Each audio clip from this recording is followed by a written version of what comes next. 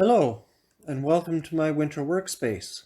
This winter, I will be rebuilding a 1982 Honda C70 Passport. I have had this step through since 2010.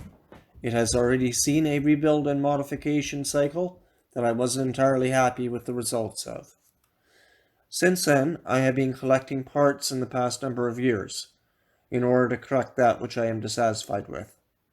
This will include a manual clutch kit, an 88cc top end kit with a C100EX Asian market model front end and disc brake setup.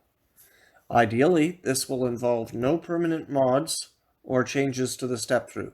It is in just too good shape to be breaking out the Sawzall for. This is a nostalgia project.